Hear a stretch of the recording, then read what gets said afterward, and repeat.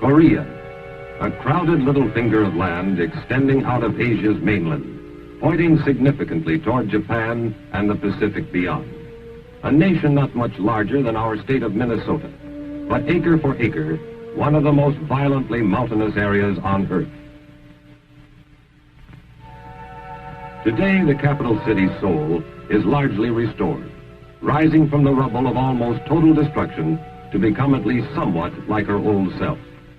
The Capitol building wears a new dome, but nothing short of complete rebuilding will ever erase the battle scars in these walls. As Koreans today know it, the peace is an uneasy armistice in a divided nation. But with the dogged stoicism of a culture 4,000 years old, they go about the business of living, knowing as they do that for the living, there is no other course. In the markets, the scrap pile school of architecture prevails, but business is as colorful, noisy, and aromatic as it ever was. North of Seoul, the mountains rise in sharp volcanic disorder.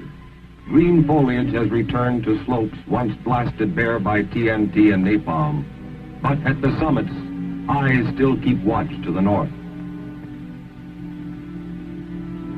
Along the demilitarized zone, or DMZ, entrenched forces faced one another across no man's land. Here, the armistice decreed, the armies would pull back from one another, forming a buffer zone among the mountains. Once again, Korea, the ancient mountain kingdom of Chosen, is in fact the land of the morning calm. But no one forgets June 25th, 1950. It was still dark, 4 o'clock on a Sunday morning.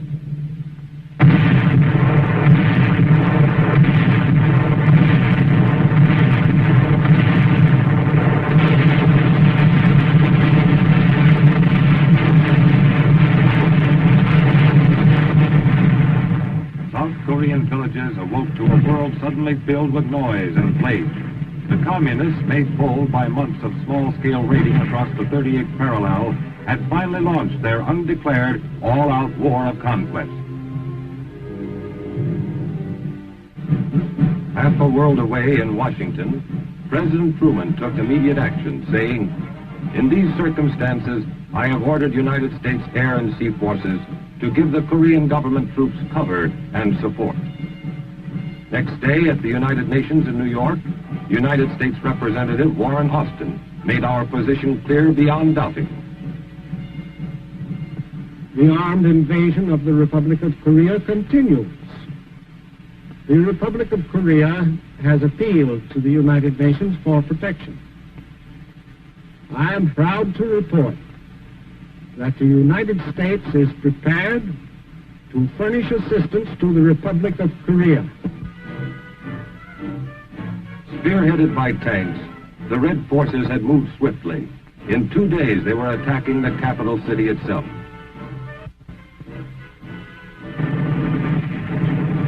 Seoul fell the next day, June 28th. By June 30th, the communists had crossed the Han River south of Seoul and fought through the rail city of Yongdong-po. With their heavy Russian-made tanks, they thrust aside South Korean resistance, racing down the corridor which led through Anyang toward Suwon. Here the helpless and homeless gathered, only to be told they must flee still farther southward. Everywhere they saw their outnumbered countrymen rushing north to join the battle. Less than a dozen combat planes were available, several of them piloted by Americans. The Korean-American Volunteer Group. What little you could do with only 10 aircraft, we did.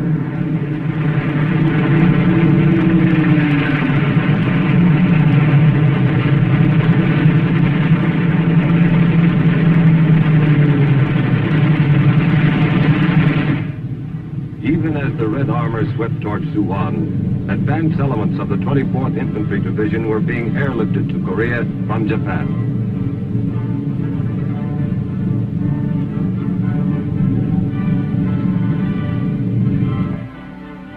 Their coming was known to the people. They were welcomed with cheering. 4 days later, they met the enemy south of Osan, and the cheering was forgotten. Man, I was scared. I didn't know it was going to be like that.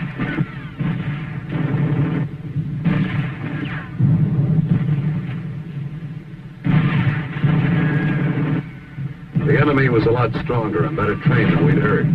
Some guys thought we'd have it easy. It didn't work out that way. Retreat.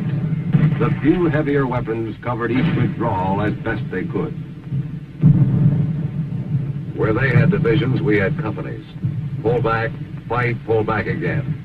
4 days and nights, nobody slept. We started with a good many green troops. Now anybody could still pack his gear, he was a veteran.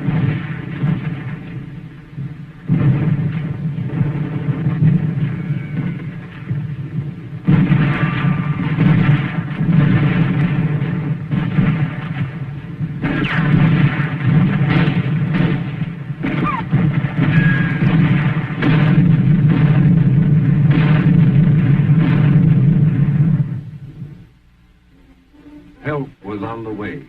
In Busan to the south, more 24th Division troops and equipment were arriving by ship. Not enough. Not nearly enough. But it was a start.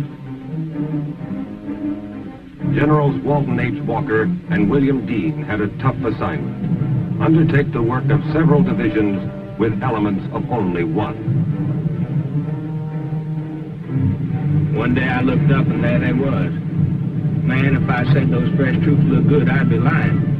They were beautiful. Not only just troops, but trucks, more heavy stuff, and tanks.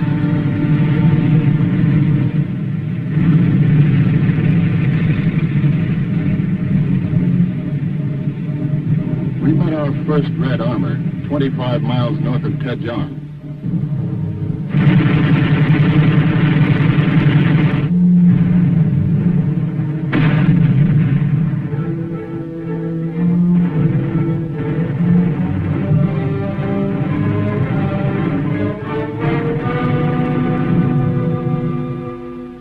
July 13th, Yokota Air Base, Japan. Our first large-scale bombing attack is mounted as more than 50 B-29s take off.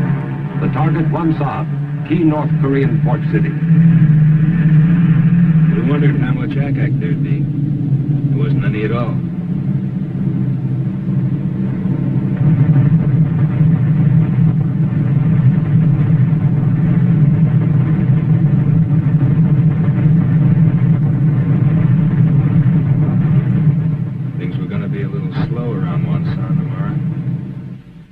As the communists moved south toward Daejeon, we pulled back across the Poon River.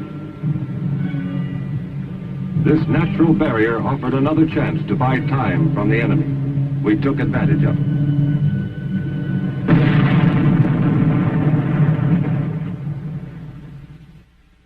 The Air Force was playing a leading role in our attempt to delay the communist advance. Lacking bases in Korea, F-80 jets adapted oversized wing tanks for the long flight across the Sea of Japan. Angel 5 to Doford, over. Doford to Angel 5, request fire on enemy column due north, your position. Angel 5 to Doford, receive your transmission, will proceed, over. Doford to Angel 5. Good luck.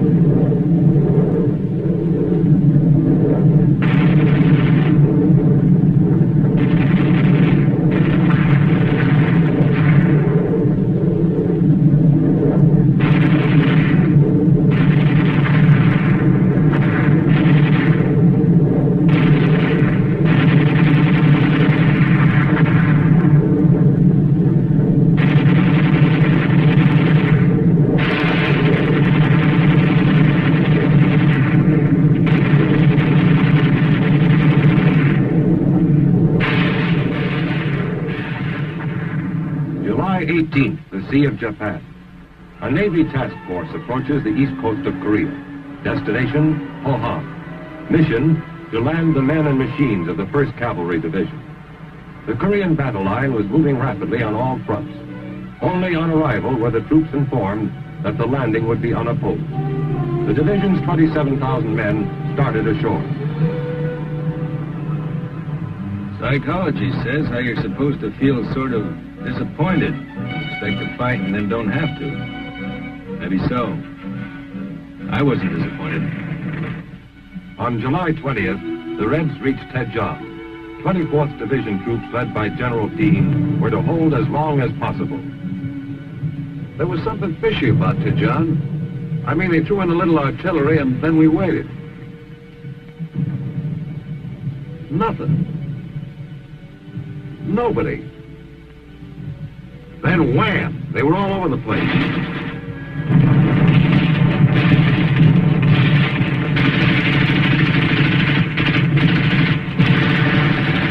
We found out we were surrounded. It was a case of move out fast or stay put for good. As it was, we were going to have to make a run down a corridor of fire a mile long, which we did.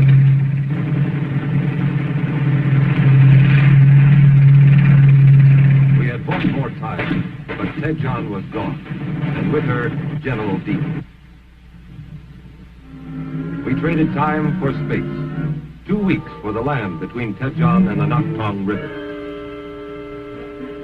From behind the wide, deep waters of the Naktong, we could test our growing strength. We cut the bridges and poured our fire on the opposite banks.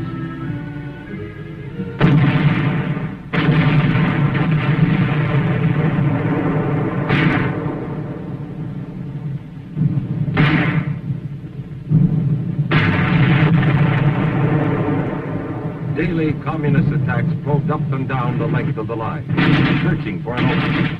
Daily we leveled upon those attacks all the firepower at our command. The line held. In the north and eastern sectors, our OK troops had recovered from the first shattering blows they had taken. They would retreat no more. Where tanks are concerned, Korea is no place to have a war. There's only two directions, up the hill and down the hill. And that perpendicular terrain puts armor in a straitjacket. Still, you do what you can. With a little added elevation, a tank's rifle can be darn good artillery. We found a way to get that extra elevation. It worked fine.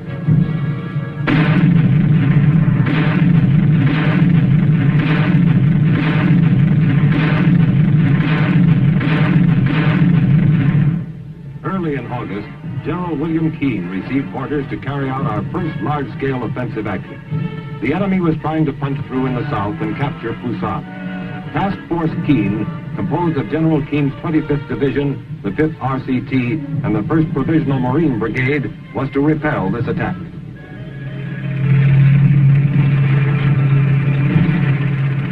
It was the 6th of August. I remember because it's my birthday. Also, it's the first time I ever got shot at. I remember thinking to myself, happy birthday, Charlie.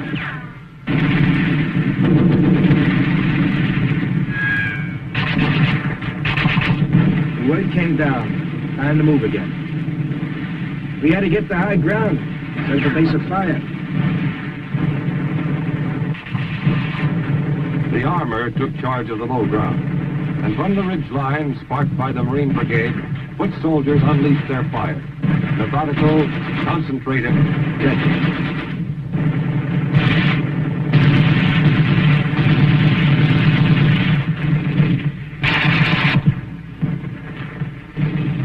The Marines, equipped with a heavy bazooka, found it highly effective against Russian-made armor.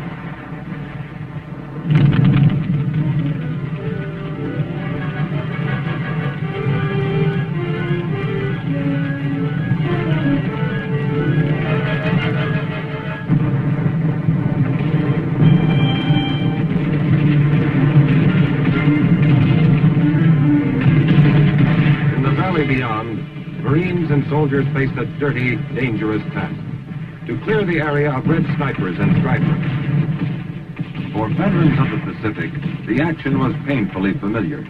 Like the Japanese, the small-bodied North Korean soldier had a talent for hiding behind a bush no larger than you might throw in a window box.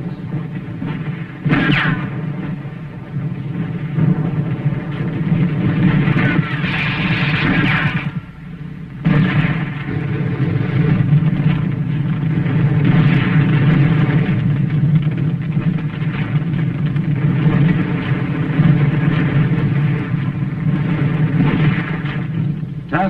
Keene took its quota of prisoners. Many had shed their uniforms, hoping to escape in the white civilian clothes worn underneath. At close quarters, the enemy lost his fearsomeness. Usually he was very young. Always he was glad to be out of the fighting.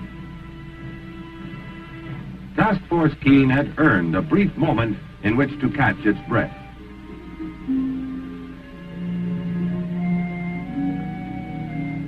Pusan Harbor, August 29th. The first non-American troops to join the UN forces in Korea arrived from Hong Kong. 2 battalions from the Argyle and Sutherland Highlanders and the Middlesex Regiment. Tell us, Strike Troop, we was happy to reach Korea. The past 6 months we'd been sweltering in Hong Kong. And it's so bloomin' hot we were scared to dig a hole for fear we'd bust right through into hell. At least over here we'd be cool enough so's a man could enjoy his blinking tea time. September 1st, an all-out red offensive across the Nakhtong tightens our circle of defense. The siege of the Pusan perimeter is on.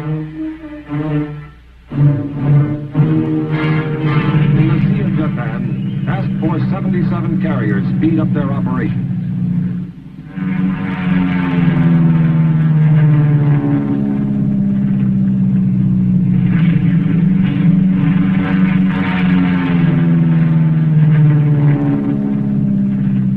My job to send them out.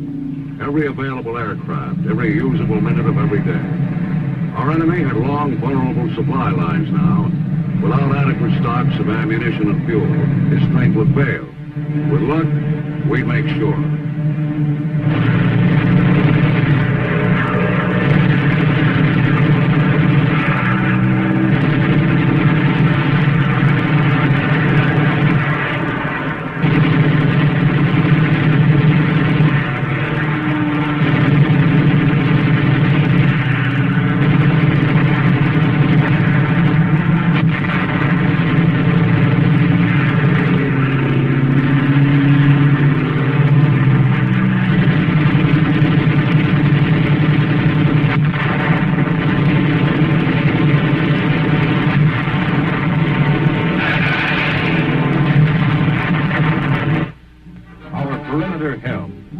Within its circle at Pusan, our strength was mounting daily, even as the Red Armies were dissipating their own. Food, ammunition, supplies, all the tools of war were being stockpiled. Our days on the defensive were nearing an end. On September 15, 1950, the UN forces take the offensive. An assault fleet appears off Walney Island at Incheon Harbor, 150 miles behind enemy lines. It's a daring end-run maneuver which takes the sleeping enemy completely by surprise.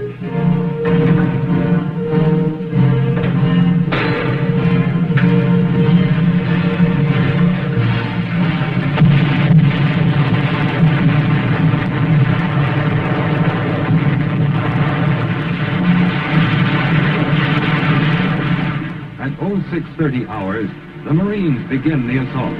The naval barrage has cleared the way for them, but this is still a risky operation. Headquarters must gamble on the first try being good. Incheon's violent 30-foot tides leave no time for a second attempt. We had orders to neutralize resistance and do it fast. Dig him out and cover up the holes.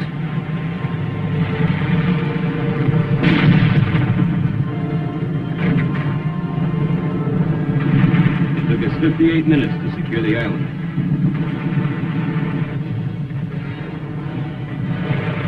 With the next tide, more Marines move into the streets of Incheon itself. They meet little resistance, and within hours the city is secure. The big gamble has paid off. With the surrender of Incheon's modern harbor, the back door to Seoul is opened wide.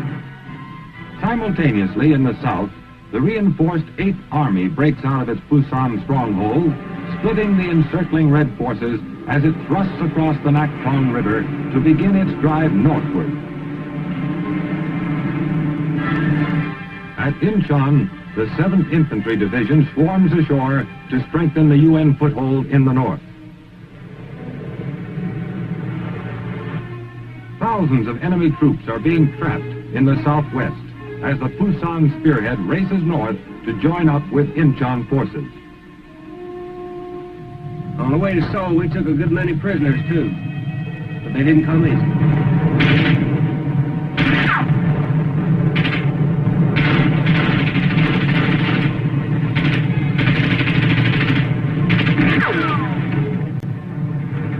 United Nations strength is growing in the north. Men and machines, first hundreds, then thousands, flow inland from the sea to join the attack towards Seoul. With each step, however, they meet stiffening resistance as the retreating enemy consolidates his forces. At Pusan, still another nation joins the growing UN command as 1,200 men of a crack Philippine regimental combat team come ashore. And at Kimpo Air Base, south of Seoul, men of the 187th Airborne Regiment arrive from Japan to become the first paratroop unit to enter the conflict. This newly recaptured airfield has also become an advanced base for increased air attacks on the enemy's supply and escape routes.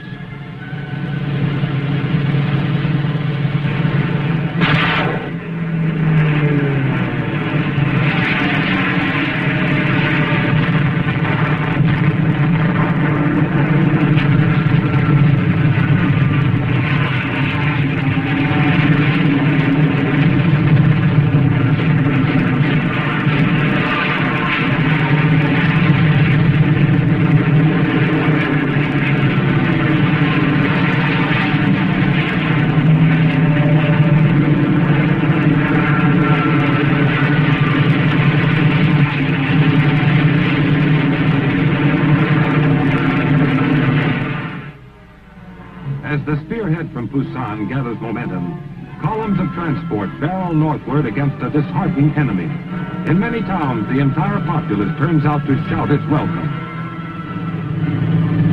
It was like France all over again. Couldn't understand what these people were saying either. Some places, nobody was around to say anything. It's only about 20 miles from Incheon to Seoul, paved highway all the way.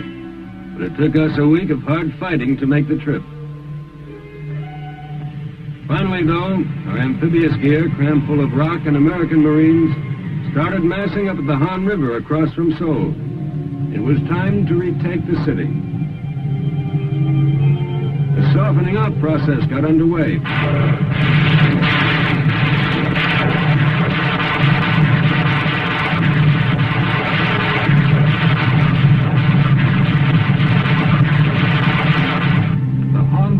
Means a full-scale amphibious operation, since the Han, here near its mouth, is well over a mile across.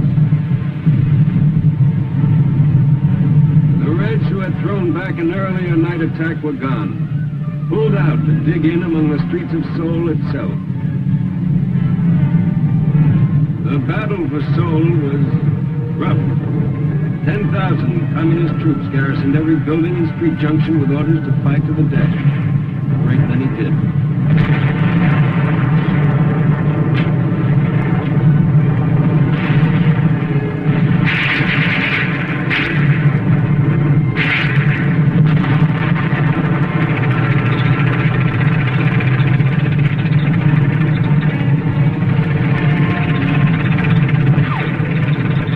The shattered city is retaken September 26th. During the battle for Seoul, the trap is closing swiftly about Red forces in the southwest.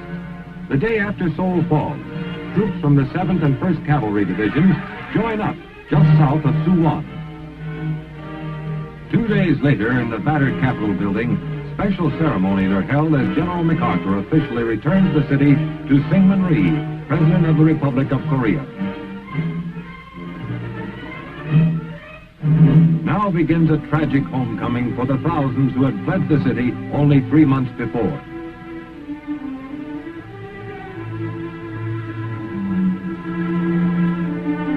We'd look at these people, scratching through the ashes of what used to be their homes, wonder where they got the guts to go on. Still, I guess we'd do the same back home if it came to that.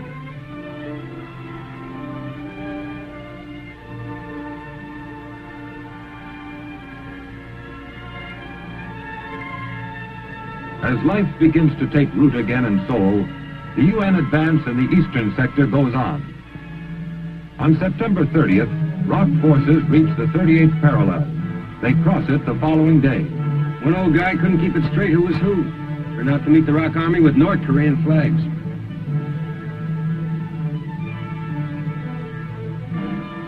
The end of September finds the war back where it started, but the cost has been great. On October 6th, at a UN cemetery between Seoul and Incheon, Major General O.P. Smith, 1st Marine Division Commander, honors Marine dead.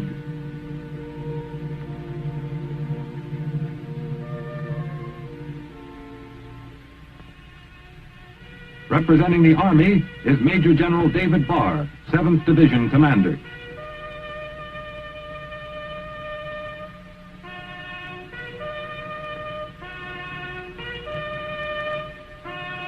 Korean troops are honored by Colonel Park In-yep, commanding the ROK 17th Regiment. The silent thanks and admiration of each commander for what his men have given is echoed by the people who owe their freedom to that willing sacrifice. Elsewhere, the conflict goes on without letup. B-29 squadrons based in Japan and on Okinawa continue their daily blasting of red industrial and transport centers in the north.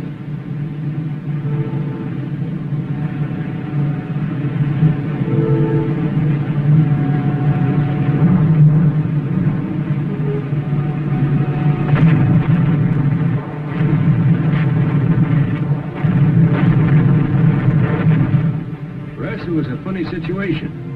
A commuter's war, somebody called it. You'd eat breakfast with your wife and kids, spend the day over some rail center or factory or harbor, and head back home to sleep in your own bed at night. Funny situation.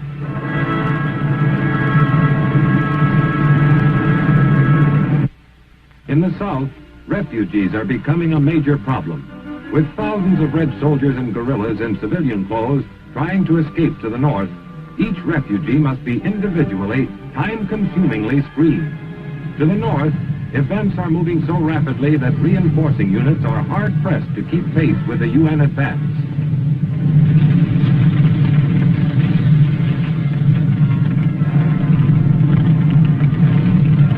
On October 9th, Kaesong is taken.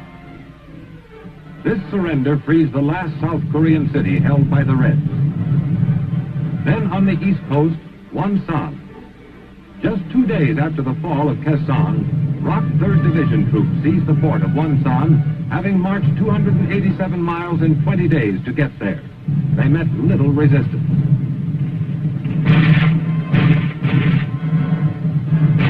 Next, the Red capital itself.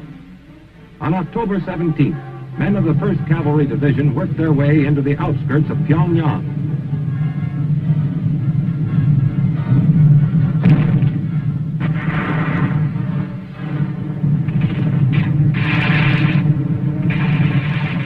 In less than 24 hours, the North Korean capital is in United Nations hands.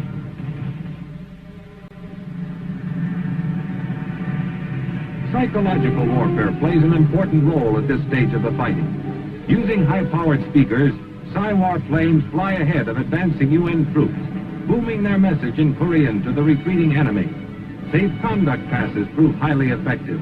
More than once, whole enemy companies lay down their weapons and wait for our troops to arrive.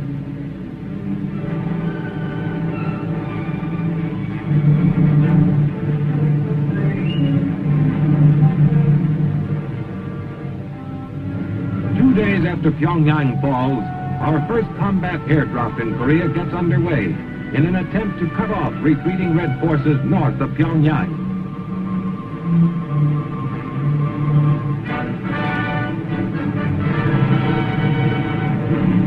As at Incheon, the Supreme Commander personally supervises the operation. Nearly 2,000 troops making the jump. In a second wave, the heavy equipment arrives, Air Express. Local transportation is pressed into service.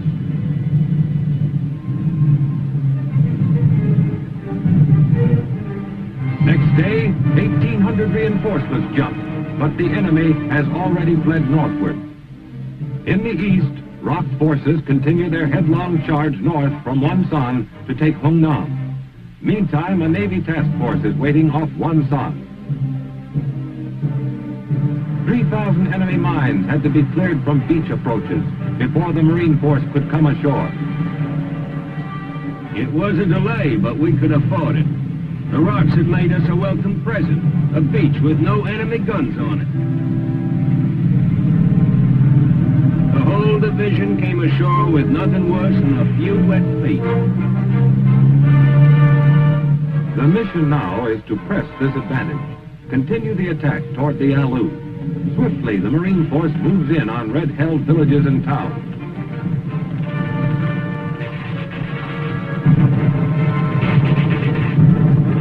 And just as swiftly, out the other side. Spirits are high. 3 days later, and more than 100 miles closer to the Yalu, the 7th Division makes its landing at Yiwan. Ships of every description swarm into shallow water to disgorge 7,000 men and their machines. Their only opposition, the deep loose sand of Yiwan's beaches.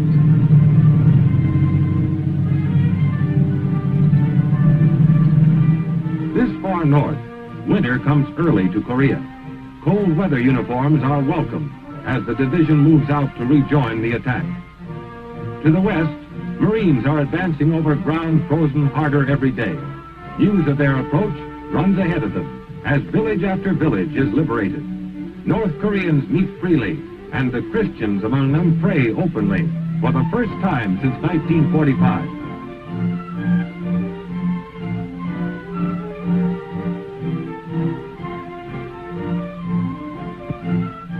The shattered communist forces are pulling back into the last corner of this peninsula they had set out to conquer.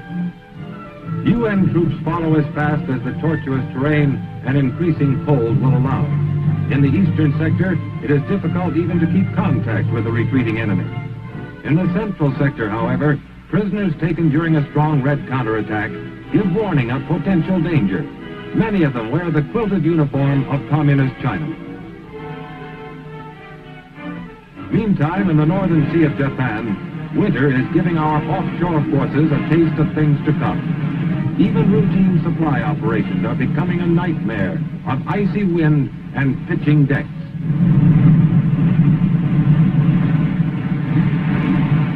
We kept our aircraft warmed and ready to take off the minute the weather lifted. But meantime, the Reds would have a lot less trouble moving troops and supplies on Korean roads. We didn't like that thought much.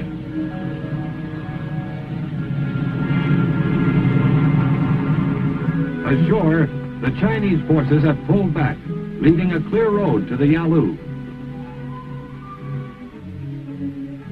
The village of Haisanjin huddles against the banks of the Yalu across from Manchuria. Here, men of the 7th Division set up their outposts. It seems a sorry spot to spend Thanksgiving Eve. But from bases in the south, cargo planes are already taking off, setting courses northward across the frozen miles. They carry crates rigged for airdrop and labeled Perishable Rush.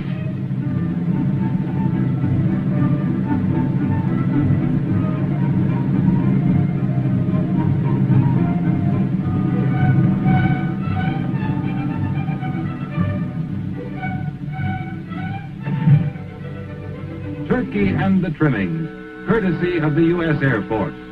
All over Korea, mess kits overflow with steaming potatoes, giblet gravy, cranberry sauce, the works. Along the Yalu, everything is quiet. Every man, no matter what his duty for the day, shares in the traditional feast of gratitude.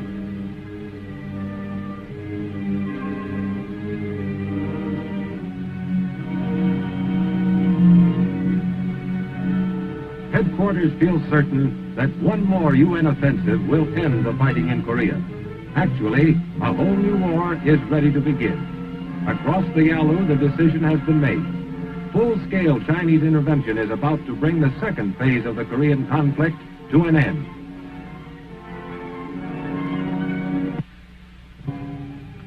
Eighth Army's end-of-the-war offensive was launched the day after Thanksgiving in 1950. It started out smoothly, but by nightfall of the second day, the UN was facing a new enemy in Korea, and a new war had begun. The Chinese rolled swiftly southward, splitting the Allied line and cutting off Marine and 7th Division troops in the east near the Chosin Reservoir.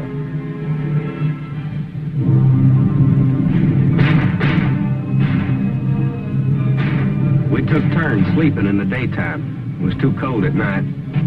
I heard later we lost more people from freezing than from enemy action. Even the mortar rounds froze through the casings.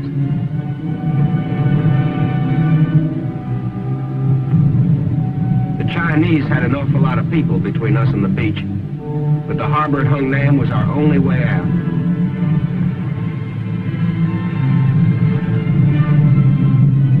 All our resupply came by air. Without that, we never could have made it. Same goes for the close air support we got from the Marine Air Wing and the Air Force.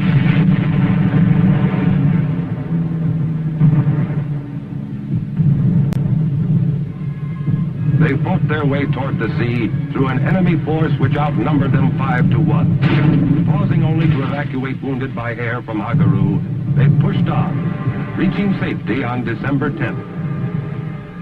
They found Hungnam a busy town.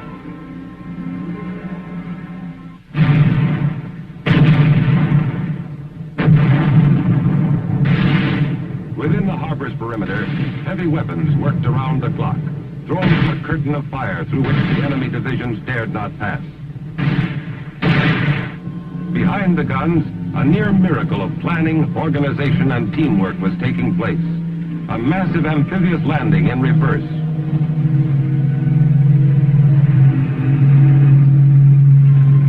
In the space of 10 days, more than 100,000 fighting men were evacuated.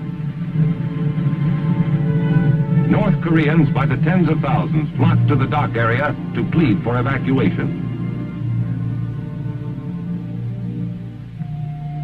From this one area, more than 90,000 North Koreans deserted their homes rather than return to the life they had experienced under communism.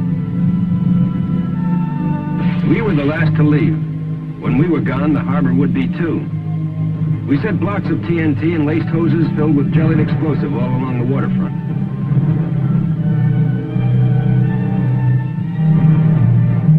When we left, the harbor was one big ticking time bomb.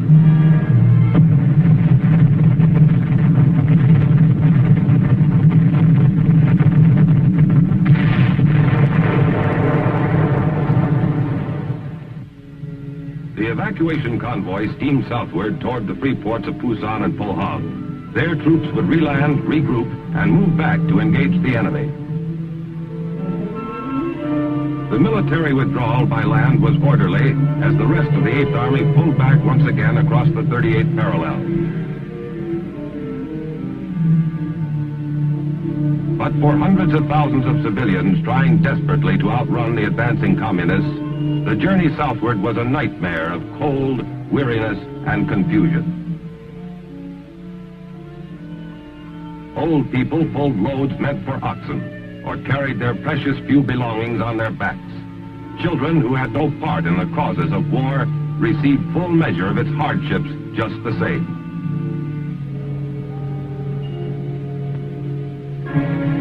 On December 27th, General Ridgway arrived to replace General Walker, killed in a tragic jeep accident. He was just in time for the enemy's New Year's Eve offensive.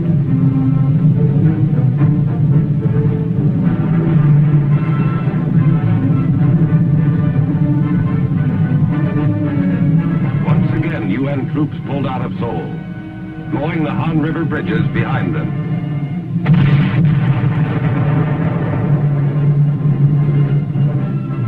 Incheon, like Hungnam, was evacuated by sea.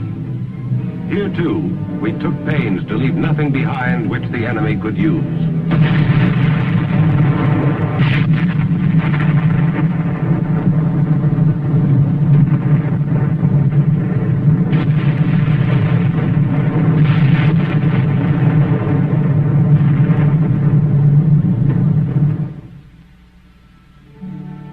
south, the troops which had been taken off the beach at Hungnam were regrouped, and despite bitter weather, took advantage of a welcome opportunity to catch up with themselves.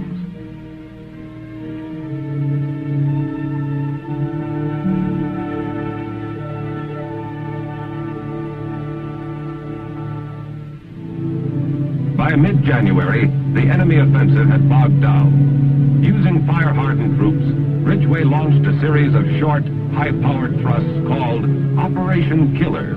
The enemy held a huge numerical advantage. Ridgway was out to eliminate it.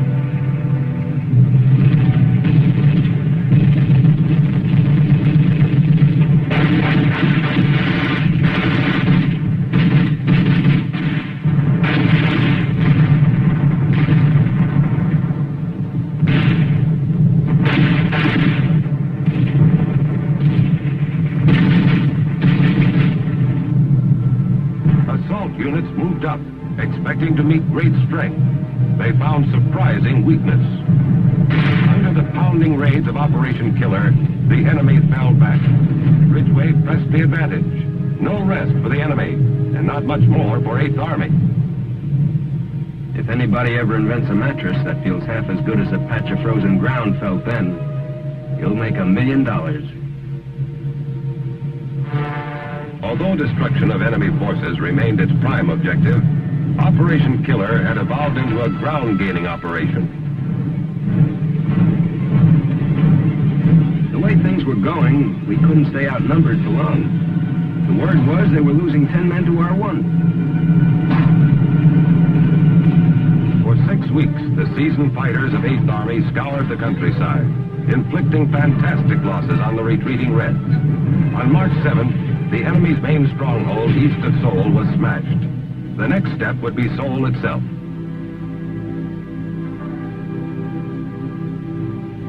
On March 15th, Korean troops entered the city.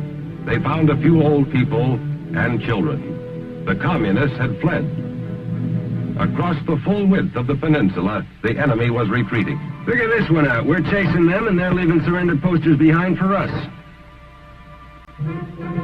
In April, General James Van Fleet arrived to take over the 8th Army. A canny tactician, he replaced General Ridgway, who had been appointed Supreme Commander when General MacArthur returned to the United States. Within a week of Big Jim's arrival, he was fighting off the Communist Spring Offensive. The Communists concentrated their barrages on the East Central Front, probing for a weak spot into which to pour their tides of humanity.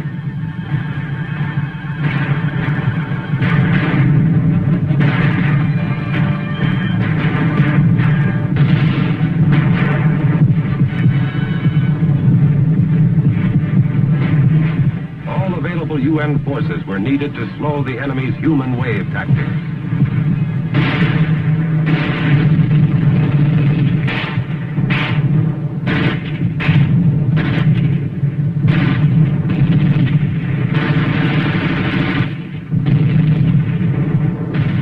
We had a routine. Hold till the ammo ran out, then pull back and call for an airstrike.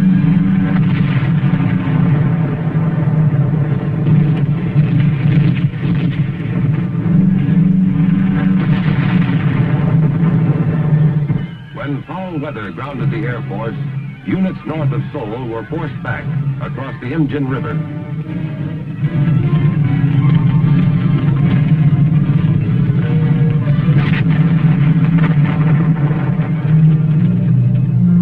Seoul was fortified against the coming second wave of the Red Offensive. Van Fleet was determined not to lose the capital city again. Whoever said the worst part about war is the waiting was right. Still, we didn't have to wait long.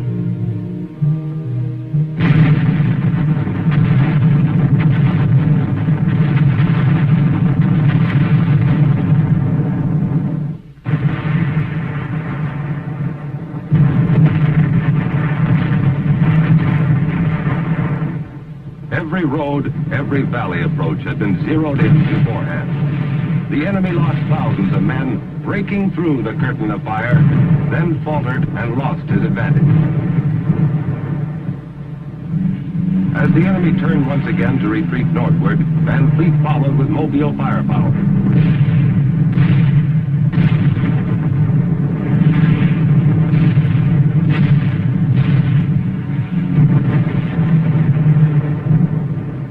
By June 2nd, we had recrossed the parallel.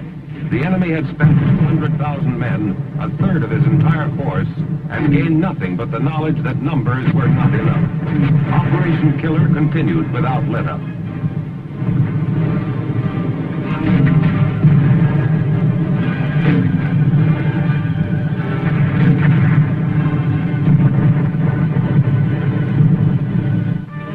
Within a month, truce feelers materialized into the first meetings at the red-held city of Kaesong. World peace hopes soared. The chief UN negotiator was Vice Admiral Turner Joy. His opposite number, North Korea's chain-smoking General Nam Il. Pessimistic correspondents predicted the talks would drag on for as long as 6 weeks. With the opening of truce negotiations, the line became stabilized. With minor fluctuations, it would remain much the same until the ceasefire. New battle techniques were developed. In the eastern sector, a Marine battalion made history by securing a hill in no man's land from the air by helicopter. The first wave landed a shore party which would clear the small landing area needed.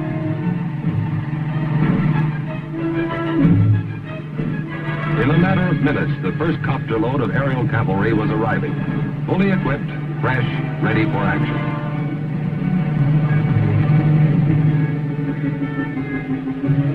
By using copters, the Marines secured commanding high ground within enemy territory without having to fight their way to it.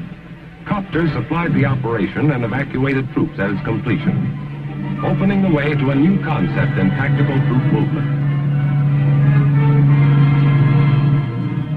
In Kaesong, the truce talks were already bogging down, deadlocked over the issue of a ceasefire line. We didn't like the setup in Kaesong. It was the enemy's home ground, and he knew it. Nam Il used the talks as a propaganda loudspeaker. The so-called neutral area was crawling with armed red soldiers. We broke off the talks. Air Force Sabre jets ruled the skies. At this point in the fighting, the UN had lost less than 80 aircraft. Verified kills on communist planes numbered 510.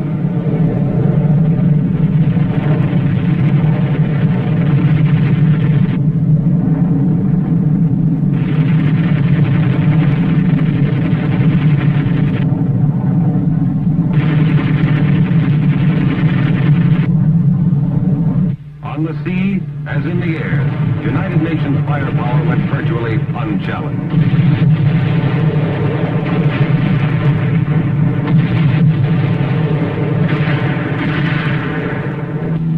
Near the end of October 1951, truce talks were resumed at the tiny farming village of Panmunjom. The UN delegates offered a compromise.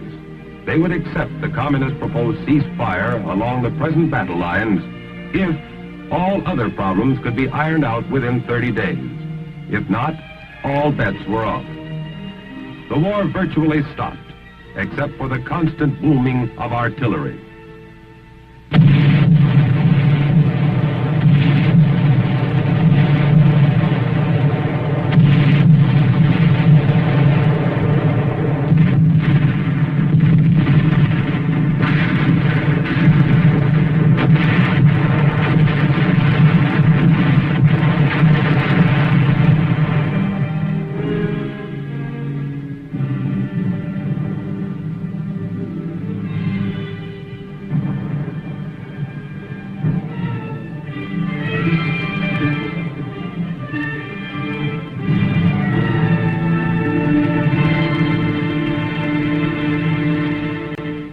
Winter came, the deadline was passed, the war was on again. The deadlock issue now was the right of prisoners to free choice in the matter of repatriation. Both sides were adamant. Meantime, across the breadth of Korea were fought the bloody hill battles, names not difficult nor pleasant to remember.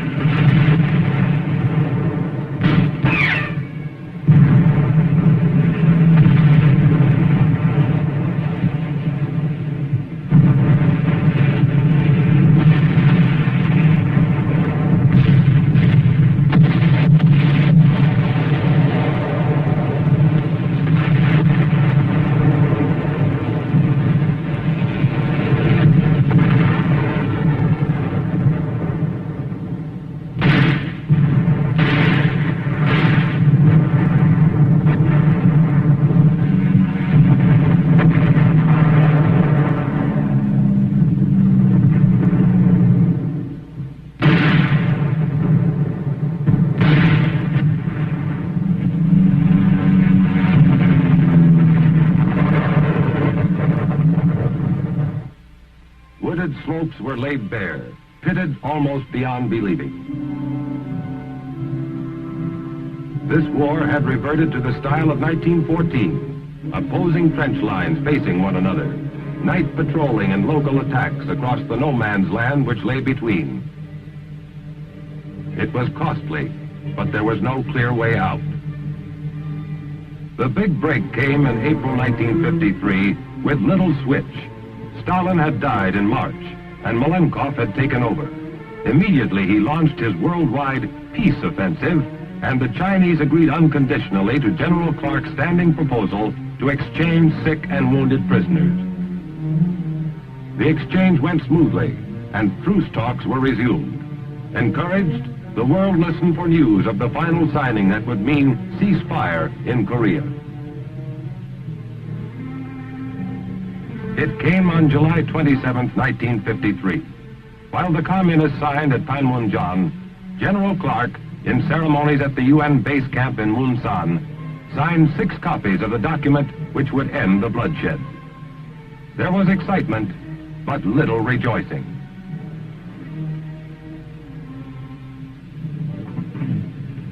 We have stopped the shooting. That means much to the fighting men and their families. And it will allow some of the grievous wounds of Korea to heal. Therefore, I am thankful. The task now is to put the ceasefire agreement into full effect and get down to working out an enduring settlement of the Korean problem. I cannot find it in me to exult in this hour. Rather, it is a time for prayer, that we may succeed in our difficult endeavor to turn this armistice to the advantage of mankind.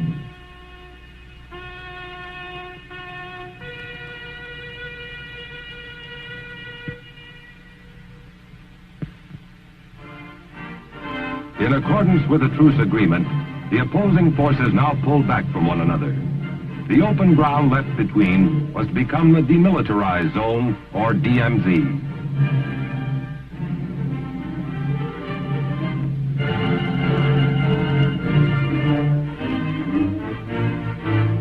Operation Big Switch began on August 5th. Some 13,000 UN prisoners returned, most of them South Korean and American. In Big Switch, communism received a telling blow. 2/3 of the captured Chinese refused repatriation, and 35,000 North Koreans decided to stay in South Korea. Among the returning Americans was General William Dean, captured in 1950 as he led his 25th Division in the defense of Daejeon.